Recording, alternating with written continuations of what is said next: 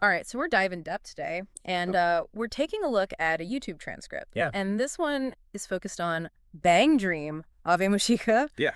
And for those who might not know, Ave Mujica is this fictional all-female band from Japan. Right. And we're looking at the sort of immediate fallout of their sudden disbandment. That's right. The transcript just drops us right into the middle of it all. You pick up right away on this raw emotion, a fan lamenting that they missed the last song. Yeah. Someone clearly concerned about Mutsumi, a band member who was, as they say, shouting a lot Yeah. during a performance. And then the practical questions like, what about ticket refunds? Yeah. But the big one hanging over everything is it real? Yeah. Is this disbandment for real? Right, and it's not just, talk amongst fans. We also get these little peeks behind the scenes, someone trying to schedule a recording, Right. Very urgently to get a member of Ave Mujica on a show. So it gives you a sense of this kind of media frenzy that must have erupted around this news. Absolutely. And then the official word drops. Popular girls band Ave Mu. I thought it was interesting how they say Ave Mu. It feels like a more informal or even kind of detached way of referring to them. Yeah. But the point is, Ave has announced their disbandment. And right away, the question is why? Even their agency has released a statement. Yeah, you get a sense right away of just the impact this has on the people who follow them. Yeah. There's a quick mention of a fan's friend who was so happy to finally get tickets. Yeah. That little detail really highlights how invested people are in these bands and how big of a letdown this news must be. It really does. And then we hit this really intriguing moment. A person identified as Yabata Kai from Ave Mujica is asked about the disbandment.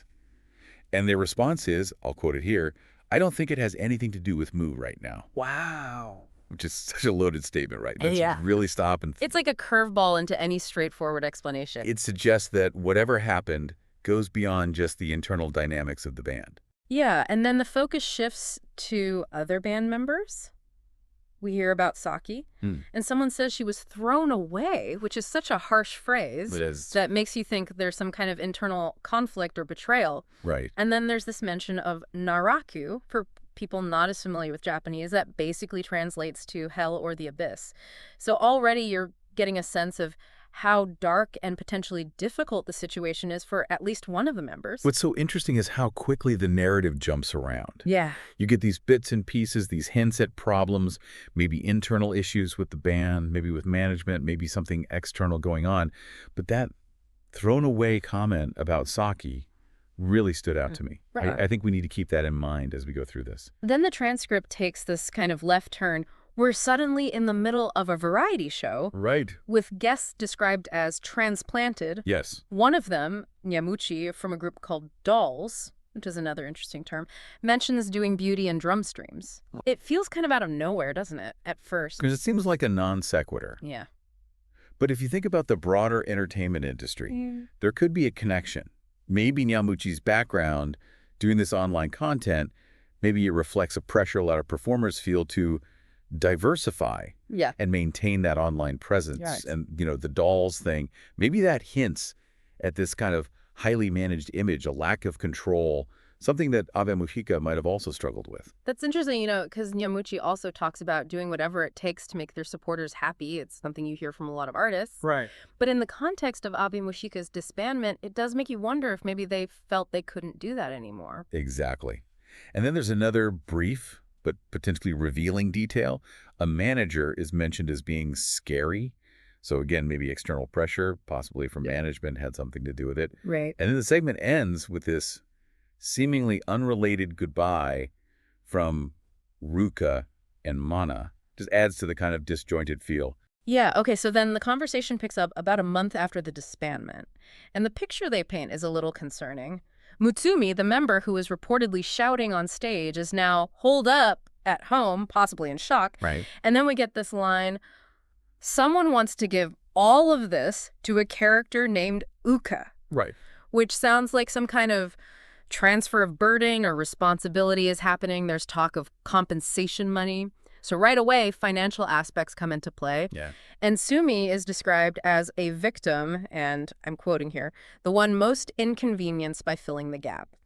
So it really sounds like there were internal imbalances, maybe unfair treatment within the band or their management structure. It's fascinating how they contrast the image of this successful band Yeah. with what sounds like a lot of turmoil and resentment going on underneath. Right. And then you get this dismissive comment about them being just rich girls playing band.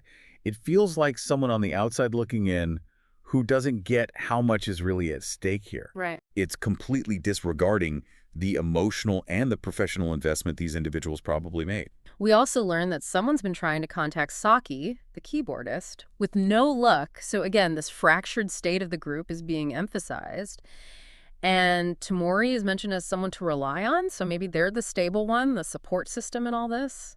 The fact that they can't reach Saki, especially combined with that earlier comment about her being thrown away, is really worrying. Yeah. You have to wonder about her well-being and her role in all this. And Tamori being seen as reliable suggests that maybe there are these different levels of emotional strength, Yeah. different factions may be forming as they try to deal with all of this. Then we jump to someone attending a Morphonica concert, another band, but the thing that really sticks out is this cold remark that the Ave Mujica situation has been good learning, that there's nothing to worry about anymore because, the damages from the canceled tour have been paid. Someone's instructed to return. Someone else is dismissed as, quote, no longer on our side. This is all very controlling.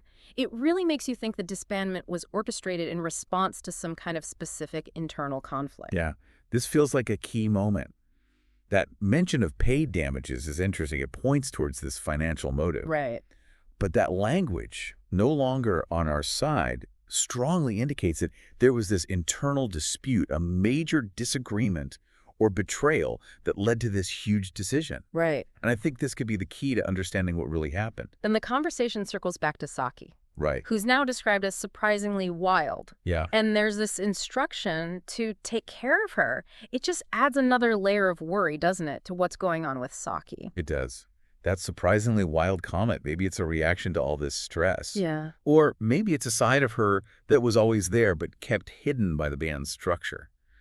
The directive to take care of her, again, makes you think she's vulnerable right now and needs support. Then we hear from someone who calls themselves the young lady's caretaker. And they're worried because someone's gone missing. They mention Yutenji and a stage audition that this person was invited to by a producer, but they declined. They Yeah. wanted to focus on variety shows. They're still learning to act. It feels like another loose end. It does. But could this be about a band member exploring solo options? It's definitely possible. That mention of the stage audition, but preferring variety shows, it suggests that maybe someone was already looking beyond the band even before this happened. Right. And that caretaker's worry adds to this overall sense of unease. Like the fallout from this is reaching beyond just the band members themselves. Then we get confirmation that one of the members, Oblivion, is from a wealthy background, the Togawa Group, known for commercials. And there's this mention of Saki being seen getting picked up in a fancy car. So, it goes back to that rich girls playing band comment, but it also brings up the idea of, money and status within the group. It makes you wonder about power imbalances. Right. Knowing that Oblivion comes from privilege does give some context to that dismissive remark. Yeah. It highlights how maybe there were these different levels of resources and influence at play within the band. Yeah. And Saki being seen in a fancy car, maybe that's connected to Oblivion somehow. Or maybe it's a sign that she's being taken care of, like materially, like was suggested before. We then get this brief glimpse into the band practicing, which must have been before the disbandment. Mutsumi on guitar, someone on keyboard, Soyo on bass, and Taki on drums. They're playing what sounds like a structured piece. I think this is a really important detail because it shows their commitment to the music, their cohesion, before things fell apart.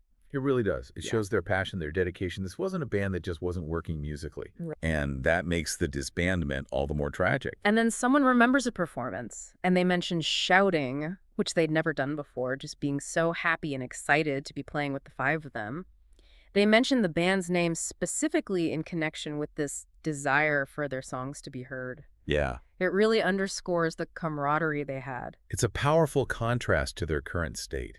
It reminds us of what they had, the connection, the shared dream, that desire to have their music heard speaks to their drive, and it's been cut short now. Tamori's back trying to contact Saki, who's apparently responded now, and Tamori says they'll handle it, even mentioning being the anchor and track back in middle school. Right. It sounds like Tamori's taking on this supportive, maybe even mediating role. Yeah, Tamori trying to connect with Saki and offering to handle things, it shows how much they care. And that track reference suggests they can stay focused under pressure, which is what they need right now. There's another mention of the fancy car, a feeling of being a noble. Someone's asked to take off their shoes inside. All these little details just keep hinting at these maybe class differences. Yeah, or these clashes of background and expectations within the group or in their immediate environment. Then we get this really strange shift. It's like a flashback or a dream conveyed in these poetic lyrics about the moon and the sun, a twirling dress. It's very metaphorical and maybe hints at some deeper emotional stuff. It's very intriguing. It suggests there's this whole emotional narrative that we're not seeing. Maybe themes of longing, fragility, or a sense of lost innocence. Those images, the moon and the sun, maybe they represent contrasting personalities or forces within the band. And the dress, maybe it's a symbol of wanting freedom, escape from whatever's holding them back. And then the transcript ends on this huge cliffhanger. We hear a conversation between someone named Nagasaki, who's in the same class as Mutsumi, and they confirm that Mutsumi is still asleep, hasn't woken up. Someone asks if they should call a doctor. And the very last line is someone desperately calling out, Soyo-chan, wake up, Mutsumi-chan.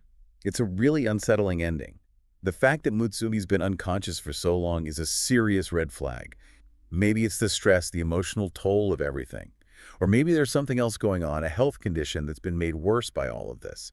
That urgency in the final lines, it really leaves you worried. So, what does all of this mean for you, the learner? What seemed like a simple YouTube transcript has turned into this really complex web of relationships, potential betrayals, money troubles, and now maybe even a medical emergency.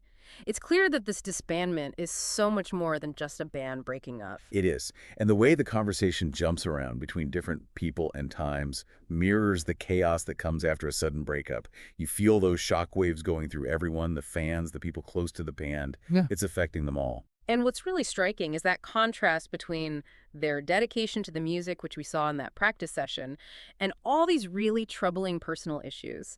The cryptic comments from Yabata Kai, the controlling vibes from the unnamed person, it leaves you wondering what truly caused this. And when you zoom out and think about this in terms of how creative groups work, you see how external pressures from management or the industry and internal conflicts, clashing personalities, unequal power dynamics can lead to these really dramatic outcomes, even in something as glamorous as a band.